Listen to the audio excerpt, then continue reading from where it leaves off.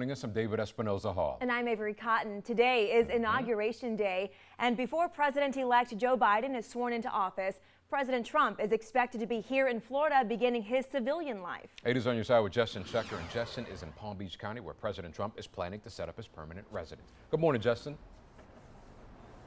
Avery and David, good morning to you again from Palm Beach County, Florida. Now, Donald Trump built his business brand as a New Yorker, but in just a few hours, he will end his presidency flying for the final time on Air Force One to his adopted home state of Florida.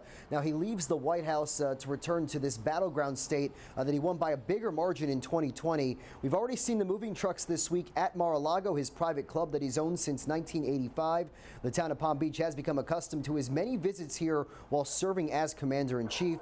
Local police say they are trained and prepared for any security concerns that come with a former president living here. Now, President Trump has been silenced on social media in the final weeks in office. Yesterday afternoon, he did release one final recorded speech from the White House. Here's what he had to say about the deadly riot at the U.S. Capitol 2 weeks ago. All Americans were horrified by the assault on our Capitol.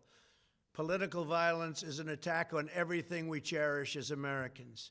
It can never be tolerated. Now more than ever, we must unify around our shared values and rise above the partisan rancor and forge our common destiny. And President Trump's military send-off from Joint Base Andrews is set to begin at the top of the hour. He will then break more than 150 years of tradition by not attending the inauguration of his successor, Joe Biden. We're live this morning in Palm Beach County. I'm Justin Schechter, 8 on your side. Justin, thank you. And as the president resettles into Mar-a-Lago, President-elect Joe Biden is preparing to take the oath of office. And that means our congressmen and women will soon answer to a new administration. 8 on your side is speaking with Representative Kathy Castor this morning. And Kathy, I want to thank you so much for joining us this morning. Let's start with the outgoing president. How will you remember the Trump administration? Well, you know, I'm going to be looking up at that beautiful Capitol dome during Joe Biden's inauguration today, but front and center will be the violent insurrection that President Trump incited just 2 weeks ago. Thank goodness that our union is strong, but I think we're going to have to work towards accountability for everyone who was involved, and a lot of repair will come over the coming months. You know, history is going to be made today. Kamala Harris will become the first female vice president of the United States. How does that make you feel? I am going to have such joy watching Kamala Harris take the oath of office. The first female vice president, the first woman of color, of Asian descent, and that is really going to speak to so many of our neighbors across the Tampa Bay area, across the entire country. So inspiring, such a competent, smart woman there at the side of the president. I'm going to probably shed a tear for Kamala and all young women today. Certainly will be historic on many, many levels today. So yesterday, Governor Ron DeSantis said he was unhappy with the incoming president's COVID-19 plan. He's saying that Florida needs more vaccines rather than more government assistance. How do you feel about that? Where do you stand? Well, that's interesting because we were on a conference call last night with the DeSantis administration, and they said that they were short due to the chaos of the last administration, and they said they are really looking forward to ramped up supply. And that is what everyone is focused on right now, the incoming Biden administration, to ramp up vaccine distribution to ensure that we have the doctors and nurses and others who can administer those vaccines. It's an all hands on deck moment. It's likely that we'll invoke the Defense Production Act to ramp up the vaccines, but also come alongside with important public health protocols and advice, consistent messaging. Plus, we're going to continue to need to test. We have to expand the testing supplies and really support our frontline workers so kids can get back to school safely and folks can go back to work safely. Well, we know President-elect Joe Biden certainly has a lot planned for his first 100 days in office. Representative Kathy Castor, thank you so much for joining us this morning. Always good to see you. Thanks, Avery. I'm proud to represent Tampa at Joe Biden's inaugural today. Have a good one. And 8 on your side reached out to multiple Congress members from our area on both sides of the aisle, asking if they would like to speak about today's inauguration. No Republican representatives were able to join us this morning. And like you just saw, we just spoke with Representative Kathy Castor, asking her for her thoughts and opinions on President-elect Biden's COVID-19 plan. Now, Governor Ron DeSantis does not like it. Our very own Marco Villarreal is live in Tampa with more on what the governor had to say. Good morning, Marco. Hey, good morning, David. Yeah, to say the governor is not impressed, well, that's saying it lightly here. He says the state of Florida needs more vaccines, not help from the federal government. A lot of the stuff I'm hearing is totally not necessary, like building these FEMA camps. That's totally unnecessary. Speaking in South Florida Tuesday, Governor Ron DeSantis said he wants the control of the vaccine rollout to stay with the states, the way the Trump administration rolled this out originally. So far, the state reports having vaccinated 700,000 seniors. 8 on Your Side has reported on the lack of vaccines for citizens ages 65 and up. The only thing the federal government should worry about right now is increasing the vaccine shipments. While Biden wants to enlist FEMA and the National Guard to help, the governor says Florida doesn't need it. What we're doing in the counties, what the hospitals are doing, some of the drive-through sites, the church sites, Publix, all this stuff together, we have a lot of throughput now.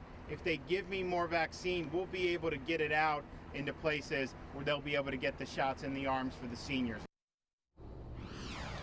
Now, the governor did have praise for the people that have been working hard in county health departments and at the hospitals administering those vaccines. Reporting live in Tampa, Marco Villarreal, 8 on Your Side.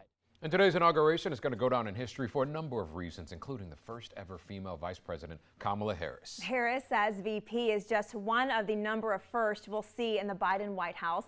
Deanne King is breaking down some of the history you will see today.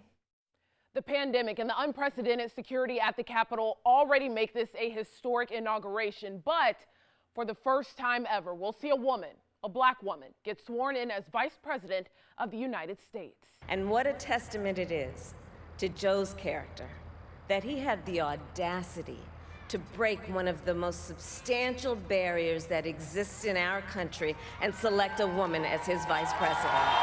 The first African American, the first South Asian American, the first historically black university alumna, and first woman of a black Greek sorority to serve as Vice President of the United States. I think there are a lot of things that we can be proud of, and we're just excited to be able to see her be at the helm. Vice President-elect Kamala Harris joined Alpha Kappa Alpha Sorority Incorporated while studying at Howard University. Her Clearwater sorority sisters say this moment is monumental. When we as a country look at this team, we can all see ourselves. We see something we can identify with. Harris isn't the only one making history. With the Biden-Harris administration, we will see one of the most diverse cabinets to date. Their administration has an all-female communications team. We'll also see the first woman to serve as Director of National Intelligence, the first immigrant and Latino to serve as Secretary of Homeland Security, the first woman to serve as Treasury Secretary, and more.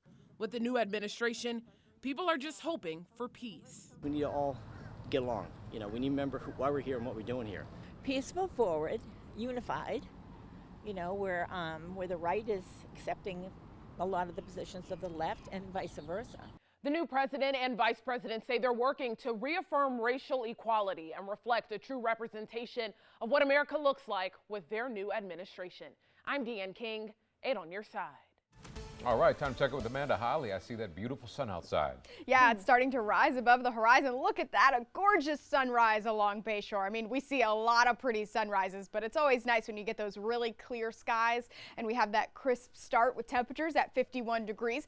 Temperatures, that's near average for this time of year, and we're going to be near average this afternoon as well, with the gradual warming trend continuing. We were chilly to start out yesterday morning. We're chilly right now, but full sunshine allowing those temperatures to warm up to near 70 along the coast, and we'll be in the low to mid 70s farther away from the coast. That'll include our inland counties. Tonight will be near average as well, with temperatures not falling to quite as cold as they are right now, again with that warming trend continuing.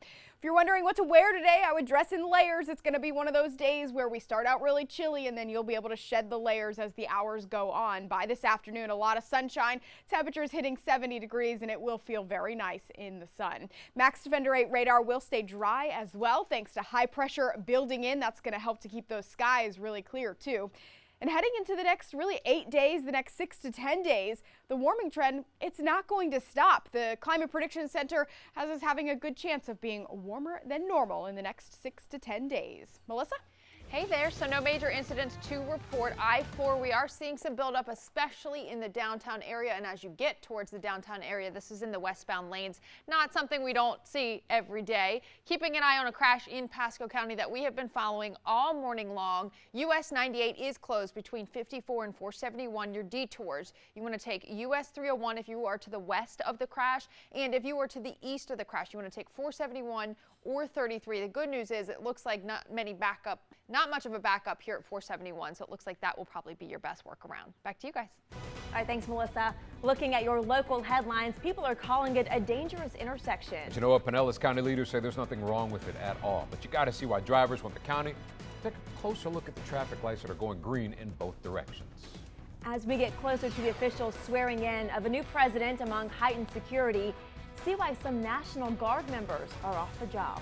Taking a live look at our nation's capital on this Inauguration Day. We're right back after this on Great 38. Are you hiring? Check